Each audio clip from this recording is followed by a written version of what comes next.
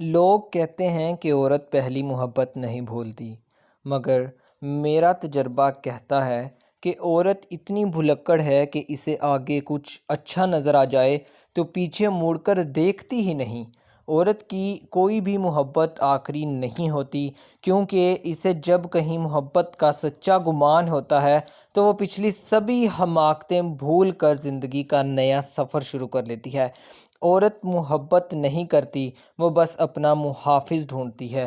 بانو قدسیہ کہتی ہیں، کوئی تم سے محبت لینے آئے تو اسے محبت دینا، محبت سمجھانے نہ لگ جانا۔ لڑکیوں کو اپنے معاملے میں، خاص کر اپنی عزت کے معاملے میں بہت مضبوط ہونا چاہیے، ایسا کہ وہ خود پر فخر کر سکیں، اپنا کردار اپنی مضبوطی بنانا چاہے، بہت صاف اور کھرا، اتنا کہ کوئی انہیں بات نہ کہہ سکے۔ برا دیکھنے یا غلط حرکت کرنا تو بہت دور کی بات۔ ہمارے معاشرے میں مرد عورت کو طلاق نہیں دیتا، بلکہ عورت ہی عورت کو طلاق دلواتی ہے۔ ستارے اور دوست ایک جیسے ہوتے ہیں، چاہے کتنے ہی طویل فاصلوں پر ہیں، ان کی روشنی آپ تک پہنچتی رہتی ہے۔ اچھے انسانوں میں ایک خرابی ہوتی ہے کہ وہ سب کو ہی اچھا سمجھ لیتے ہیں۔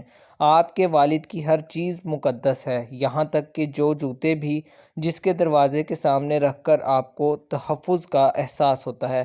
لوگ سب بھول جاتے ہیں ان سے کتنی محبت کی گئی، انہیں کتنا چاہا گیا، ان کے لیے کیا کچھ چھوڑا گیا، کیا کچھ داؤ پر لایا گیا، کتنی راتیں جاگا گیا، کتنی صبحیں انگاروں پر گزریں، کتنے آنسو بہائے گئے، کتنی اذیت سہی گئی۔